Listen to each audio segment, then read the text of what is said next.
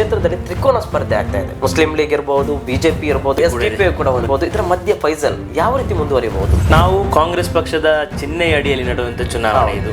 ಸೋಲು ಗೆಲುವು ಇರುವಂತದ್ದು ಅದ್ರ ಸಾಮಾನ್ಯವಾಗಿ ಕಾಂಗ್ರೆಸ್ ಪಕ್ಷದಲ್ಲಿ ಅಂದ್ರೆ ಸರ್ವ ಜನಾಂಗದ ಶಾಂತಿಯ ತೋಟ. SDP ಪ್ರಬಲವಾಗಿ ಹೊರಹೊಮ್ಮುತ್ತದ ಅನ್ನುವಂಥದ್ದು ಖಂಡಿತ ಇಲ್ಲ. ಆ ತರದೇನು ಇದಿಲ್ಲ. ಅಂದ್ರೆ ಸ್ಪರ್ಧೆ ಮಾಡ್ಲಿಕ್ಕೆ ಎಲ್ರಿಗೂ ಕೂಡ ಅವಕಾಶ ಇದೆ. ಹೌದು, ಅದೇ ರೀತಿಯಲ್ಲಿ ಅವರ ಸ್ಪರ್ಧೆ ಕೂಡ ಮಾಡ್ತಾ ಇದ್ದಾರೆ. ಇಲ್ಲ, ಪರವಾಗಿಲ್ಲ, ಎಲ್ಲೆಡೆ ಏನಾದ್ರೂ ಬರಬಹುದಾ? ಖಂಡಿತವಾಗಿಲ್ಲ, ಖಂಡಿತವಾಗಿ ಬರುವುದಿಲ್ಲ. ಅದೆಲ್ಲದೆ ಇದು ನಮ್ಮ ರಾಜ್ಯಕ್ಕೆ ಅಂತ್ಯ ಅಲ್ಲ, ಇದು ನಮ್ಮ ರಾಜ್ಯಕ್ಕೆ ಆರಂಭ. ರಾಜಕೀಯದ ಮುಂದಿನ ಹೆಜ್ಜೆ, ತಮ್ಮ ಒಂದು ನಿಲುವು ಈ ಒಂದು ಕಡಬದ ಜನತೆ? ಇಲ್ಲ, ನಮ್ಮ ಒಂದೇ ಕಡಬ ಅಭಿವೃದ್ಧಿ ಆಗಬೇಕು. ಕಡಬದಲ್ಲಿ ಏನು ಸಮಸ್ಯೆ ಇದೆ ಅದನ್ನು ನಿವಾರಣೆ ಮಾಡಬೇಕು. ರಾಜಕೀಯವಾಗಿ ನಾವು ಜಾತಿ ಮತ ಭೇದವಿಲ್ಲದೆ ಸೌಹಾರ್ದತೆಯಿಂದ ಕಡಬದಲ್ಲಿ ಬಾಳಿ ಬದುಕಬೇಕು. News7 ಕನ್ನಡ ವಿಶೇಷ ಕಾರ್ಯಕ್ರಮಕ್ಕೆ ಸ್ವಾಗತ. ಇವತ್ತು ನನ್ನ ಜೊತೆಗಿದ್ದಾರೆ ಕಡಬದಿಂದ ಪ್ರಥಮ ಬಾರಿಗೆ ಕಡಬ ಪಟ್ಟಣ ಪಂಚಾಯತ್ ಚುನಾವಣೆಗೆ ಸ್ಪರ್ಧಿಸುತ್ತಾ ಇರುವಂತಹ ಸ್ಪರ್ಧಿ, ಅನೇಕ ಯುವಕರಿಗೆ ಸ್ಫೂರ್ತಿಯಾಗುವಂತಹ ವ್ಯಕ್ತಿತ್ವ. ಇವತ್ತಿನ ಕಾರ್ಯಕ್ರಮದ ಮುಖ್ಯ ಅತಿಥಿಯಾಗಿ ನನ್ನ ಜೊತೆಗಿದ್ದಾರೆ ಫೈಸಲ್ ಕಡಬ ಅವರಿಗೆ. News7 ಕನ್ನಡ ವಿಶೇಷ ಕಾರ್ಯಕ್ರಮಕ್ಕೆ ಸ್ವಾಗತ ಸರ್. ಸ್ವಾಗತ, ನಿಮಗೂ ಕೂಡ ಸ್ವಾಗತ. ಧನ್ಯವಾದ ಸರ್. ಅನೇಕ ನಾವು ನೋಡಿದ ಕಡೆಗಳಲ್ಲಿ ತಮ್ಮ ಒಂದು ಕ್ರೀಡೆ ಸ್ಫೂರ್ತಿ ಇರ್ಬೋದು, ಸಮಾಜ ಸೇವಾ ಸ್ಫೂರ್ತಿ ಇರ್ಬೋದು. ಇದರೆಲ್ಲರ ಮಧ್ಯೆ ರಾಜಕೀಯ ಯಾಕೆ ಬೇಕಾಗಿತ್ತು ತಮಗೆ?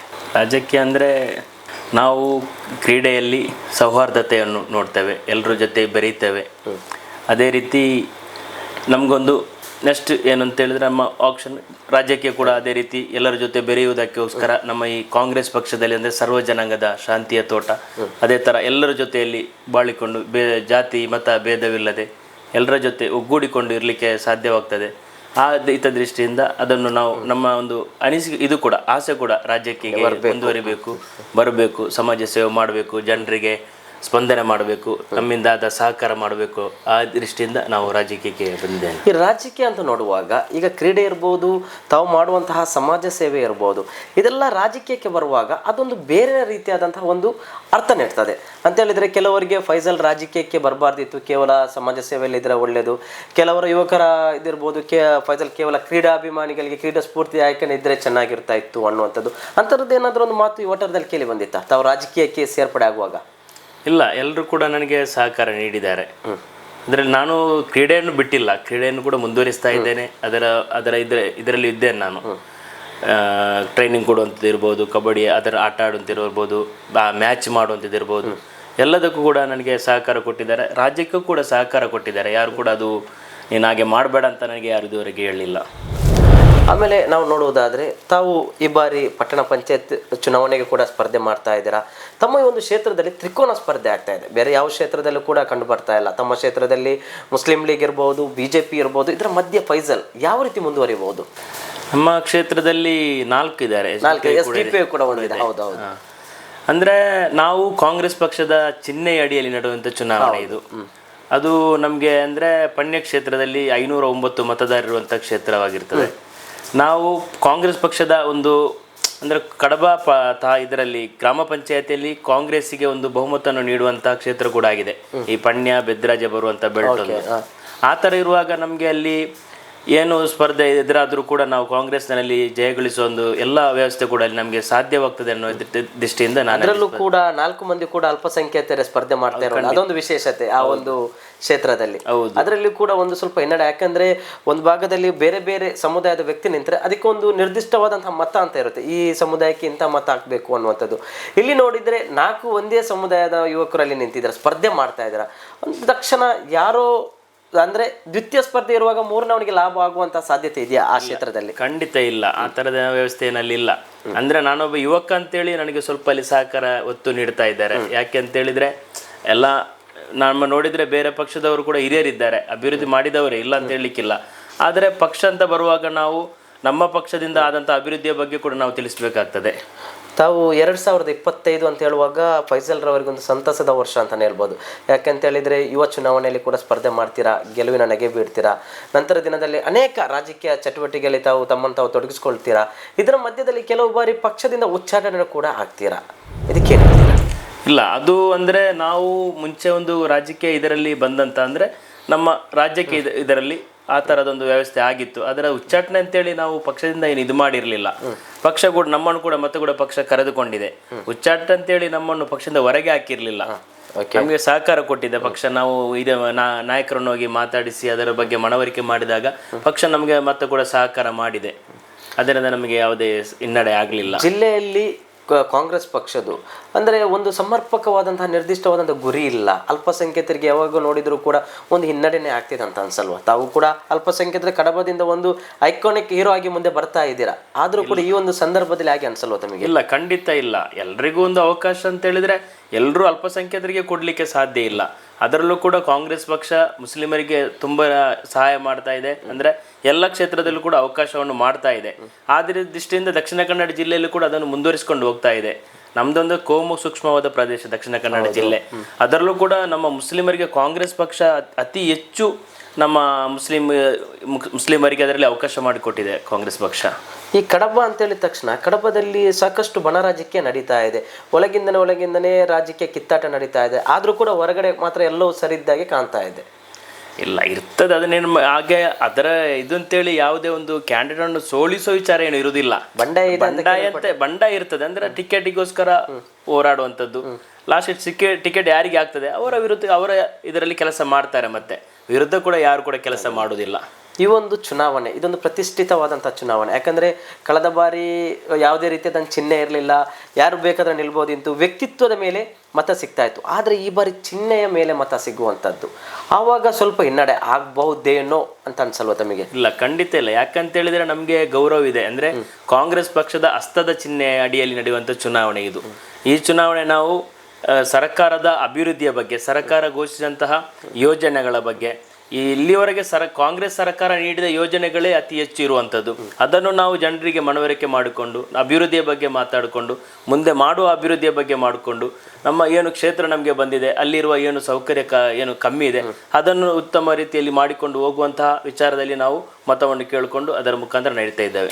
ತಾವು ಸ್ಪರ್ಧಿಸುವಂತಹ ಕ್ಷೇತ್ರ ಕೇವಲ ಎಲೆಕ್ಷನ್ ಆಗುವಾಗ ಮಾತ್ರ ಅಲ್ಲಿ ತಾವು ಹೋಗಿ ಭೇಟಿ ನೀಡಿರುವಂಥದ್ದ ಅಥವಾ ಬೇರೆ ಮುಂಚೆ ಅಪಾರ ಜನಪರ ಕಾರ್ಯಕ್ರಮ ಏನಾದರೂ ಮಾಡಿದ್ರೆ? ಇಲ್ಲ, ಆ ಕ್ಷೇತ್ರ ಅಂದ್ರೆ ನಾವು ಆಲ್ ಓವರ್ ಕಡಬ ಅಂತ ಹೇಳಿದ್ರೆ ಎಲ್ಲ ಕಡೆ ಕೂಡ ನಾವು ವರ್ಕ್ ಮಾಡಿದ್ದೇನೆ, ಮಾಡಲಿಲ್ಲ ಅಂತ ಇಲ್ಲ. ನಮಗೆ ಪಣ್ಯ ಕಡಬ ಈ ಎಲ್ಲ ಕಡಬ ಈ ಪಟ್ಟಣ ಪಂಚಾಯತ್ ವ್ಯಾಪ್ತಿ ಅಂದ್ರೆ ನಮಗೆಲ್ಲ ಪರಿಚಿತರೇ ಇರುವಂಥದ್ದು ಅತಿ ಹೆಚ್ಚಾಗಿ. ಅದು ಕೂಡ ಮತ್ತೆ ನಾನು ದಕ್ಷಿಣ ಕನ್ನಡ ಜಿಲ್ಲಾ ಯುವ ಕಾಂಗ್ರೆಸ್ನ ಪ್ರಧಾನ ಕಾರ್ಯದರ್ಶಿ ಕೂಡ ಆಗಿದ್ದೆ. ಅದಕ್ಕಿಂತ ಮುಂಚೆ ಕೂಡ ನಾನು ತುಂಬ ಇಲ್ಲಿ ಕೆಲಸ ಎಲ್ಲ ಮಾಡಿದ್ದೇನೆ. ನನ್ನಿಂದ ಹಾಕುವಂಥ ಸಹಕಾರ ಕೆಲಸ ಸಂಘಟನೆ ಎಲ್ಲ ನಾನು ಮಾಡಿದ್ದೇನೆ. ಯುವಕರಿಗೆ ಟಿಕೆಟ್ ಸಿಗುವಂಥದ್ದು ಅಂತ ಹೇಳಿದ್ರೆ ಅದೊಂದು ಸಾಮಾನ್ಯ ವಿಷಯನಲ್ಲ. ಯಾಕಂತ ಹೇಳಿದ್ರೆ ಒಂದ ಗ್ರಾಸ್ ರೂಟ್ ಅಲ್ಲಿ ಇರಬೇಕು. ಕಾಂಗ್ರೆಸ್ ಪಕ್ಷದಲ್ಲಿ ಯಾವ ರೀತಿಯಾದಂತ ಹೇಳಿದ್ರೆ ತಂದೆಯಿಂದ ಮಗ, ಮಗನಿಂದ ತಂದೆ, ಈ ರೀತಿ ರಾಜಕೀಯ ನಡೆಯುವಂತಹ ಸಂದರ್ಭದಲ್ಲಿ ತಮಗೊಂದು ಟಿಕೆಟ್ ನೀಡುವಂತಹ ಒಂದು ಅಂದ್ರೆ ತಮಗೇನಾದ್ರೂ ಜನ ಬೆಂಬಲನ ಅಥವಾ ರಾಜಕೀಯದ ಮುಖಂಡರ ಬೆಂಬಲ ಆ ಥರ ಏನಾದರೂ ಇತ್ತ ಒಂದು ಟಿಕೆಟ್ ಸಿಗುವಂತ ಸಂದರ್ಭದಲ್ಲಿ? ಇಲ್ಲ, ಸಹಕಾರ ನಾಯಕರು ಕೂಡ ಸಹಕಾರ ಮಾಡಿದ್ದಾರೆ. ನಮ್ಮ ರಾಜ್ಯಾಧ್ಯಕ್ಷರಾದಂಥ ಮಂಜುನಾಥ್ ರವರು ಕೂಡ ನಮಗೆ ಸಹಕಾರ ಮಾಡಿದ್ದಾರೆ. ಅಂದ್ರೆ 13 ಕ್ಷೇತ್ರದಲ್ಲಿ ಒಂದು ಕ್ಷೇತ್ರವನ್ನು ಯುವ ಕಾಂಗ್ರೆಸ್ಗೆ ನೀಡಬೇಕು ಅಂತ ಒಂದು ಇದನ್ನು ಕೂಡ ಅವರು ಕೂಡ ಇಟ್ಟಿದ್ರು. ಅದರ ಇದರಿಂದ ಎಲ್ಲ ನಾಯಕರು ಕೂಡ ಹಾಗೂ ನಮ್ಮ ಕಡಬ ಬ್ಲಾಕಿನ ಎಲ್ಲ ನಾಯಕರು ಕೂಡ ಸಹಕಾರ ಮಾಡಿದ್ದಾರೆ ನನಗೆ ಟಿಕೆಟಿಗೋಸ್ಕರ. ಅಂದ್ರೆ ಇನ್ನು ಮುಂದಿನ ತಾವು ಸ್ಪರ್ಧಿಸುವಂತಹ ಚುನಾವಣೆಯಲ್ಲಿ ಒಂದು ವೇಳೆ ಗೆಲುವು ಸೋಲು ಒಂದು ನಾಣ್ಯದ ಎರಡು ಮುಖ ಇದ್ದಂಗೆ. ಒಂದು ವೇಳೆ ತಾವು ಸೋತ್ರೆ ಇಲ್ಲಿಗೆ ರಾಜಕೀಯ ಮುಕ್ತಾಯಗೊಳಿಸ್ತೀರಾ? ಒಂದು ವೇಳೆ ಗೆದ್ರೆ ಯಾವ ರೀತಿಯಾದಂತಹ ಒಂದು ಸಹಕಾರ ಆ ಕ್ಷೇತ್ರದ ಜನತೆಗೆ ತಾವು ನೀಡ್ತೀರಾ? ನಾನಂದ್ರೆ ಈ ಗೆಲುವು ಸೋಲು ಇರುವಂತದ್ದು ನಮ್ಮ ಒಂದು ಸಿದ್ಧಾಂತ ಇರುವಂತದ್ದು. ಆದ್ರೆ ನಾವು ಪಕ್ಷಕ್ಕೋಸ್ಕರ ನಾವು ದುಡಿಯುವವರು. ನಾವು ಮುಂಚೆ ಕೂಡ ಪಕ್ಷ ಏನು ಅಧಿಕಾರ ಇಲ್ಲದಾಗೂ ಕೂಡ ನಾವು ಪಕ್ಷಕ್ಕೋಸ್ಕರ ದುಡಿದವರು, ವಿದ್ಯಾರ್ಥಿಯಿಂದಲೇ ಸಂಘಟನೆ ಮಾಡ್ಕೊಂಡು ಬಂದವರು, ಯುವ ಕಾಂಗ್ರೆಸ್ಸಿಂದ ಬಂದವರು. ಹೇಗೆ ಸಂಘಟನೆ ಮಾಡಬೇಕು ಅದೇ ರೀತಿಯಲ್ಲಿ ಸಂಘಟನೆ ಮಾಡ್ಕೊಂಡು ಹೋಗ್ತೇವೆ. ನಾವು ಪಕ್ಷಕ್ಕೆ ಯಾವುದೇ ಇದಾಗುವ ರೀತಿಯಲ್ಲಿ ನಾವು ಮಾಡೋದಿಲ್ಲ. ಅದಲ್ಲದೆ ಇದು ನಮ್ಮ ರಾಜ್ಯಕ್ಕೆ ಅಂತ್ಯ ಅಲ್ಲ, ಇದು ನಮ್ಮ ರಾಜ್ಯಕ್ಕೆ ಆರಂಭ. ಸೋಲು ಗೆಲುವು ಇರುವಂಥದ್ದು ಅದರಲ್ಲಿ ಸಾಮಾನ್ಯವಾಗಿರುವ ಕೆಲವೊಂದು ನಾಯಕರುಗಳ ಹೇಳಿಕೆ, ಒಂದೊಂದು ನಾಯಕರು ಒಂದೊಂದಂತಹ ಅಸಂಬದ್ಧವಾದಂತಹ ಹೇಳಿಕೆ ಕೂಡ ನೀಡ್ತಾರೆ. ಅದಕ್ಕೆ ತಮ್ಮ ಪಕ್ಷಕ್ಕೆ ಏನಾದರೂ ಒಂದು ಮುಜುಗರ ಆಗುವಂಥದ್ದು ಬೇರೆ ವಿಷಯ. ಆದರೂ ಕೂಡ ಪಕ್ಷಕ್ಕೆ ಒಂದು ರೀತಿಯಾದ ಡ್ಯಾಮೇಜ್ ಆಗ್ತದೆ. ಅಂದರೆ ಮತ ಕೇಳಲಿಕ್ಕೆ ಹೋಗುವಾಗ ತಮ್ಮ ನಾಯಕರು ಆ ರೀತಿ ಹೇಳಿದ್ರು, ಈ ರೀತಿ ಹೇಳಿದ್ರು ಅನ್ನುವಂಥ ಏನಾದರೂ ಒಂದು ಪ್ರಸಂಗ ಕಡಬ ತಾಲೂಕಿನಲ್ಲಿ ನಡೆದಿದೆಯಾ ಈ ಒಂದು ಓಟ್ ಒಂದು ಕ್ಯಾಂಪೇನ್ ಸಂದರ್ಭದಲ್ಲಿ? ಇಲ್ಲ, ಆ ಥರ ಏನಿಲ್ಲ. ಸ್ವಲ್ಪ ಅಭಿವೃದ್ಧಿಯಲ್ಲಿ ಸ್ವಲ್ಪ ಹೆಚ್ಚು ಕಮ್ಮಿ ಆಗಿರ್ಬೋದು ಮುಂಚಿನ ಏನಾದರೂ. ಅದು ಬಿಟ್ಟು ಬೇರೆ ಯಾವುದೇ ಆ ಥರದ ಏನೋ ಹೇಳಿಕೆ ಬಂದಂಥದ್ದು ಯಾವುದು ಇಲ್ಲ. ನನ್ನ ಇದರಲ್ಲಿ ಯಾವುದು ಬರಲಿಲ್ಲ. 13 ಕ್ಷೇತ್ರದಲ್ಲಿ ಕೂಡ ಅಂತ ಯಾವುದೇ ವಿಷಯ ಇಲ್ಲ. ಅಂದ್ರೆ ಕಡಬ ಗ್ರಾಮ ಪಂಚಾಯತ್ ಮುಂಚಿನಿಂದಲೂ ಕಾಂಗ್ರೆಸ್ಸಿನ ಬೆಲ್ಟ್ ಆಗಿತ್ತು. ಇನ್ನೂ ಕೂಡ ಅದನ್ನು ಮುಂದುವರಿಸಿಕೊಂಡು ಹೋಗಬೇಕು ಅಂತ ಇದರ ದೃಷ್ಟಿಯಿಂದ 13 ಕ್ಷೇತ್ರದಲ್ಲಿ ಕೂಡ ವಿನ್ ಆಗುವಂತ ಒಂದು ವ್ಯವಸ್ಥೆಯನ್ನು ಮಾಡ್ಕೊಂಡು ಹೋಗ್ಬೇಕು ಅಂತೇಳಿ ಹೊರಟಿದ್ದಾರೆ. ಏನಾದರೂ ಭರವಸೆ ನೀಡಿದ್ದಾರೆ? ಅಂದ್ರೆ ಈಗ ಆಡಳಿತ ಪಕ್ಷ ಇರುವಂಥದ್ದು ಕಾಂಗ್ರೆಸ್, ಸರ್ಕಾರ ಇರುವಂಥದ್ದು ಕಾಂಗ್ರೆಸ್, ಸಾಕಷ್ಟು ನಾಯಕರುಗಳು ಕೂಡ ಕಡಬ ತಾಲೂಕಿಗೆ ಬರ್ತಾ ಹೋಗ್ತಾ ಇದ್ದಾರೆ ಈ ಒಂದು ಎಲೆಕ್ಷನ್ ಸಂದರ್ಭದಲ್ಲಿ. ಇವತ್ತು ಕೂಡ ಮಂಜುನಾಥ್ ಭಂಡಾರಿ ಅವರು ಕೂಡ ಬಂದಿದ್ರು. ಏನಾದರೂ ಒಂದು ಅಂದ್ರೆ ಏನಾದರೂ ಒಂದು ಆಶ್ವಾಸನೆ, ಈ ರೀತಿ ಮಾಡಿದರೆ ಈ ರೀತಿ ನಮ್ಮ ಕಡೆಯಿಂದ ಏನಾದರೂ ದೇಣಿಗೆ ಅಥವಾ ಏನಾದರೂ ಸರ್ಕಾರದಿಂದ ಏನಾದರೂ ಸವಲತ್ತು ನೀಡ್ತೀವಿ, ಏನಾದರೂ ಒಂದು ಆಶ್ವಾಸನೆ ನೀಡಿ ಹೋಗಿದ್ರ? ಅಂದ್ರೆ ಪಟ್ಟಣ ಪಂಚಾಯತ್ ಅಂದ್ರೆ ನಮಗೆ ಸರ್ಕಾರದಿಂದ ನೇರ ಅನುದಾನ ತರ್ಲಿಕ್ಕೆ ಒಂದು ಸಾಧ್ಯ ಇದ್ದವರಿಗೆ ಒಂದು ಅಭಿವೃದ್ಧಿ ಮಾಡುವಂತ ಒಂದು ವ್ಯವಸ್ಥೆ ಈ ಇದರಲ್ಲಿ ಇರ್ತದೆ. ಅದೇ ರೀತಿ ಕಡಬ ತಾಲೂಕು ಮಾಡಿದೆ ಈ ಕಾಂಗ್ರೆಸ್ ಸರ್ಕಾರ ಇರುವಾಗ ಅನುಷ್ಠಾನ ಮಾಡಿದಂತ ಕಡಬ ತಾಲೂಕು, ನಮ್ಮ ಮಿನಿ ವಿಧಾನಸೌಧ ಇರ್ಬೋದು, ತಾಲೂಕ್ ಪಂಚಾಯತ್ ಕಟ್ಟಡ ಇರ್ಬೋದು, ಇದೆಲ್ಲ ಕೂಡ ಇಲ್ಲಿ ಅಭಿವೃದ್ಧಿ ಆದಂತ ವಿಚಾರ ಅಂದ್ರೆ ಕಾಂಗ್ರೆಸ್ ಸರ್ಕಾರದ್ದು. ಮುಂದೆ ಕೂಡ ನಾವು ಅದನ್ನು ಪ್ರಣಾಳಿಕೆಯನ್ನು ರೆಡಿ ಮಾಡಿದ್ದೇವೆ. ನಾಳೆ ನಾಡಿದ್ರಲ್ಲಿ ಅದನ್ನು ನಾವು ಬಿಡುಗಡೆ ಕೂಡ ಮಾಡಲಿದ್ದೇವೆ. ಅದರಲ್ಲೂ ಕೂಡ ನಾವು ಕಡಬದ ಪಟ್ಟಣ ಪಂಚಾಯತ್ ವ್ಯಾಪ್ತಿಯಲ್ಲಿರುವ ಎಲ್ಲ ಅಭಿವೃದ್ಧಿ ಕೆಲಸದಲ್ಲಿ ಮತ್ತು ಇನ್ನು ಅಭಿವೃದ್ಧಿ ಪಡಿಸುವಂತ ಎಲ್ಲ ಯೋಜನೆಗಳನ್ನು ಅದರಲ್ಲಿ ನಾವು ಹಮ್ಮಿಕೊಂಡಿದ್ದೇವೆ. ಈ ರಸ್ತೆ ವಿಷಯ ನೋಡುವಾಗ ಕಡಬದಲ್ಲಿ ಸಾಕಷ್ಟು ಹೊಂಡಗಳು ಸಾಕಷ್ಟು ಕಡೆಗಳಲ್ಲಿ ಇದೆ. ಆದರೆ ಯಾವುದೋ ಪಕ್ಷ ಬೇಕಾದ್ರೆ ಆಡಳಿತ ಬಂದರೂ ಕೂಡ ಈ ರಸ್ತೆಗೆ ಸಂಪೂರ್ಣ ಶಾಶ್ವತ ಪರಿಹಾರ ಅಂತ ಇದುವರೆಗೆ ಕಾಣ್ತಾ ಇಲ್ಲ ಅಂತ ಜನರ ಒಂದು ಅಭಿಪ್ರಾಯ ಇದೆ. ನಮಗೆ ಕಾಣ್ತಾ ಇದೆಪ್ಪ. ಈಗ ನಮಗೆ ಇಲ್ಲಿ ಕಡಬದಿಂದ ಪಂಜ ಹೋಗುವ ರಸ್ತೆ ಹೊಂಡದಿಂದ ಇದು ತುಂಬಿದೆ. ಅದಕ್ಕೆ ಏನೋ 2 ಕೋಟಿ ಅನುದಾನ ಇಟ್ಟಿದ್ದಾರೆ ಅಂತ ಹೇಳಿದ್ದಾರೆ. ಅದು ಇನ್ನು ಏನೋ ಅದರ ಪ್ರೊಸೀಜರ್ ನಡೆಯದ ಮುಂಚೆ ಅವರು ಶಾಸಕರು ಬಂದು ಅದಕ್ಕೆ ಗುದ್ದಲಿ ಪೂಜೆ ಅದಕ್ಕೆ ತರತೂರಿಯಲ್ಲಿ ಮಾಡಿ ಹೋಗಿದ್ದಾರೆ. ಯಾಕಂತ ಹೇಳಿದ್ರೆ ಪಟ್ಟಣ ಪಂಚಾಯತ್ ಚುನಾವಣೆಯ ಹಿತದೃಷ್ಟಿಯಿಂದ ಇರಬಹುದು ಅದು. ಆದ್ರೂ ಅದು ಕೆಲಸ ಆಗ್ಲಿಲ್ಲ. ಇನ್ನು ಹೊಂಡಕ್ಕೂ ತುಂಬಿದ ರಸ್ತೆಯಾಗಿಯೇ ಇದೆ ನಮ್ಮ ಕಡಬ ಇಂದ ಪಂಜ ಸುಳ್ಯ ಹೋಗುವಂತ ರಸ್ತೆ. ಅದೇ ರೀತಿ ಇನ್ನೂ ರಸ್ತೆಗಳು ಹದಗೆಟ್ಟಿದೆ. ಕಡಬದ ಕಾಂಗ್ರೆಸ್ನವರು ಬಿಜೆಪಿನ ಶಾಸಕಿಗೆ ಅಂದ್ರೆ ಈಗ ಪ್ರೆಸೆಂಟ್ ಸೆಟ್ಟಿಂಗ್ MLA ಇರುವಂತವ್ರು ಒಂದು ಜಾಸ್ತಿ ಒಂದು ಒತ್ತು ಕೊಡುವುದಿಲ್ಲ, ತಮ್ಮ ಸಮಸ್ಯೆ ಹೇಳಿಕೂ ಕೂಡ ಹೋಗುದಿಲ್ಲ ಅಂತ ಕೆಲವೊಂದು ಮಾತು ಈಗ ನಾವು ಬರುವಂತ ದಾರಿಯಲ್ಲಿ ಕೆಲವರು ಹೇಳಿದ್ದಾರೆ. ಯಾಕಂದ್ರೆ ಅವ್ರದ್ದೇ ಆದಂತ ಸ್ವತಂತ್ರ ರಾಜಕೀಯ ನಡೆಸ್ತಾ ಇದ್ದಾರೆ. ಶಾಸಕರ ಜೊತೆ ಯಾವುದೇ ರೀತಿಯಾದ ಸಂಪರ್ಕ ಕಾಂಗ್ರೆಸ್ನವರು ಮಾಡ್ತಾ ಇಲ್ಲ, ಅವರಿಗೆ ಅಭಿವೃದ್ಧಿ ಬೇಡ ಅನ್ನುವಂತ ಕೆಲವೊಂದು ಮಾತು ಕೇಳಿ ಬಂತು. ಇಲ್ಲಪ್ಪ, ಖಂಡಿತ ನಮ್ಗೆ ಅಭಿವೃದ್ಧಿ ಬೇಕು. ಅಭಿವೃದ್ಧಿಯಲ್ಲಿ ನಾವು ಎತ್ತಿದ ಕೈ ಅಂತ ಹೇಳ್ಬೋದು ಕಾಂಗ್ರೆಸ್ ಪಕ್ಷ. ಅದಕ್ಕಾಗಿಯೇ ನಾವು ಇಲ್ಲಿ ರಾಜ್ಯಕ್ಕೆ ಕೂಡ ಮಾಡೋದು ಏನಂತ ಹೇಳಿದ್ರೆ ನಮಗೆ ಊರು ಅಭಿವೃದ್ಧಿ ಆಗಬೇಕು, ನಮ್ಮ ಈ ತಾಲೂಕು ಅಭಿವೃದ್ಧಿ ಆಗಬೇಕು. ಆ ಥರದ ಇದರಿಂದ ನಾವು ಅದಕ್ಕೆ ಸಹಕಾರ ಕೂಡ ಮಾಡ್ತೇವೆ ನಮ್ಮಿಂದ. ಪ್ರಸ್ತುತ ಸನ್ನಿವೇಶದಲ್ಲಿ SDP ಪ್ರಬಲ ಅಭ್ಯರ್ಥಿಗಳನ್ನು ಈಗಾಗಲೇ ಸಾಕಷ್ಟು ಕಡೆಗಳಲ್ಲಿ ನಿಲ್ಲಿಸಿದ್ದಾರೆ. ಅದು ತಾವು ಸ್ಪರ್ಧಿಸುವಂತಹ ಕ್ಷೇತ್ರದಲ್ಲಿ SDP ಪ್ರಬಲವಾಗಿ ಹೊರಹೊಮ್ಮುತ್ತದೆ ಅನ್ನುವಂಥದ್ದು ಖಂಡಿತ ಇಲ್ಲ. ಆ ಥರದ ಏನು ಇದಿಲ್ಲ. ಅಂದ್ರೆ ಸ್ಪರ್ಧೆ ಮಾಡ್ಲಿಕ್ಕೆ ಎಲ್ರಿಗೂ ಕೂಡ ಅವಕಾಶ ಇದೆ. ಹೌದು, ಅದೇ ರೀತಿಯಲ್ಲಿ ಅವರ ಸ್ಪರ್ಧೆ ಕೂಡ ಮಾಡ್ತಾ ಇದ್ದಾರೆ. ಇಲ್ಲ, ಎಲ್ಲೆಡೆ ಏನಾದ್ರೂ ಬರಬಹುದಾ? ಖಂಡಿತವಾಗಿ ಬರುವುದಿಲ್ಲ. ಕೇರಳದಲ್ಲಿ ನೋಡುವಾಗ ಮುಸ್ಲಿಂ ಲೀಗ್ ಕಾಂಗ್ರೆಸ್ ಅಂತ ಹೇಳಿದ್ರೆ ಒಂದೇ ನಾಣ್ಯದ 2 ಮುಖ, UDF ಅಂತ ಹೇಳ್ತದೆ. ಆದ್ರೆ ಇಲ್ಲಿ ಕೂಡ ಒಂದು ಹೊಂದಾಣಿಕೆ ಏನಾದ್ರೂ ಒಂದು ಮಾಡಬಹುದಂತ ಪರಿಸ್ಥಿತಿ ಏನಾದ್ರೂ ಬಂದಿತ್ತ? ಇಲ್ಲ, ಅದು ನಾಯಕರದರ ಬಗ್ಗೆ ಏನು ಪ್ರಸ್ತಾವನೆ ಏನು ಬಂದಿದ್ದು ನನಗೆ ಅನಿಸಲಿಲ್ಲ. ಅವರು ನಮಗೆ ನಾಮಪತ್ರ ಸಲ್ಲಿಸುವಾಗಲೇ ಗೊತ್ತು ಇಲ್ಲಿ ಮುಸ್ಲಿಂ ಲೀಗ್ ಅವರು ಏನು ನಾಮಪತ್ರ ಸಲ್ಲಿಸ್ತಾ ಇದ್ದಾರೆ ಅಂತೇಳಿ ಗೊತ್ತು ನಮಗೆ ಅಷ್ಟೇ. ಮುಂದಿನ ಹೆಜ್ಜೆ ಅಂದ್ರೆ ರಾಜಕೀಯದ ಮುಂದಿನ ಹೆಜ್ಜೆ ತಮ್ಮ ಒಂದು ನಿಲುವು ಈ ಒಂದು ಕಡಬದ ಜನತೆಗೆ? ಇಲ್ಲ, ನಮ್ಮ ಒಂದೇ ಕಡಬ ಅಭಿವೃದ್ಧಿ ಆಗಬೇಕು. ಕಡಬದಲ್ಲಿ ಏನು ಸಮಸ್ಯೆ ಇದೆ ಅದನ್ನು ನಿವಾರಣೆ ಮಾಡಬೇಕು. ರಾಜಕೀಯವಾಗಿ ನಾವು ಜಾತಿ ಮತ ಭೇದವಿಲ್ಲದೆ ಸೌಹಾರ್ದತೆಯಿಂದ ಕಡಬದಲ್ಲಿ ಬಾಳಿ ಬದುಕಬೇಕು.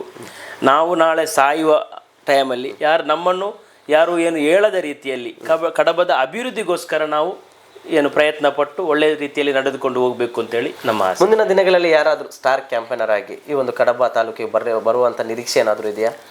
ಇದು ಏನು ನಮ್ಮ ನಾಯಕರು ಹೇಳ್ತಾ ಇದ್ರು, ಅದರ ಬಗ್ಗೆ ಇನ್ನೂ ಇದಾಗಲಿಲ್ಲ. ಆಗಸ್ಟ್ 15ಕ್ಕೆ ಏನಂತ ವಿಷಯನ ಹೇಳ್ತಾ ಇದ್ರು. ಸ್ವಲ್ಪ ದಿನನೇ ಇರುವಂತದ್ದು, 10 ದಿನದ ಒಂದು ಪ್ರಶ್ನೆ. ಇಲ್ಲ, ಇನ್ನು 5 ದಿವಸದ. ಹೌದು. ಆದ್ರೆ ಯಾರೋ ಬರುವಂತ ಉಸ್ತುವಾರಿ ಸಚಿವರನ್ನ ಬರುವ ಸ್ವಲ್ಪ ಮಾಹಿತಿ ಇದೆ. ಅದೇನು ಅಂತ ಫೈನಲ್ ಆಗಲಿಲ್ಲ. ಅವರಿಂದ ಬಂದು ಏನೋ ಕಡಬದಲ್ಲಿ ಕ್ಯಾಂಪೇನ್ ಮಾಡುವಂತ ವಿಚಾರ. ಕೊನೆಯದಾಗಿ ಜನರಿಗೆ ಏನು ಸಂದೇಶವನ್ನು ನೀಡಲಿಕ್ಕೆ ಇಷ್ಟಪಡ್ತೀರಾ? ದಕ್ಷಿಣ ಕನ್ನಡ ಜಿಲ್ಲೆ ಕೋಮು ಸೂಕ್ಷ್ಮ ಪ್ರದೇಶ. ಇಲ್ಲಿ ಶಾಂತಿ ಸೌಹಾರ್ದತೆಯಿಂದ ಎಲ್ಲರೂ ಕೂಡ ಜೊತೆಯಾಗಿ ಬಾಳುವ, ಎಲ್ಲರೂ ಕೂಡ ಸೌಹಾರ್ದತೆಯಿಂದ ಇರುವ. ನಾಳೆ ಈ ಚುನಾವಣೆ ಇವತ್ತು ಆಗುತ್ತೆ, ನಾಳೆ ಮುಗಿಯುತ್ತೆ. ನಾವು ಎಲ್ಲರೂ ಕೂಡ ಬೇರೆ ಬೇರೆ ಪಕ್ಷದ ಅಡಿಯಲ್ಲಿ ಚುನಾವಣೆಗೆ ಸ್ಪರ್ಧಿಸ್ತೇವೆ. ಮುಂದೆಯೂ ಕೂಡ ಈ ಸೌಹಾರ್ದತೆ ಪ್ರೀತಿ ಇದೆ, ಸದಾ ರೀತಿ ಇದೇ ಇರಲಿ ಅಂತೇಳಿ ನಾನು ಇದು ಮಾಡ್ತಾ ಇದ್ದೇನೆ. ನಮ್ಮೊಂದಿಗೆ ತಮ್ಮ ಒಂದು ಅಮೂಲ್ಯವಾದಂತಹ ಸಮಯ ನಮಗೆ ನೀಡಿದ್ದಕ್ಕೆ ತಮಗೆ ಧನ್ಯವಾದಗಳು. ನಿರಂತರ ಸುದ್ದಿಗಾಗಿ ನೋಡ್ತಾ ಇರಿ News 7 ಕನ್ನಡ. ಧನ್ಯವಾದ.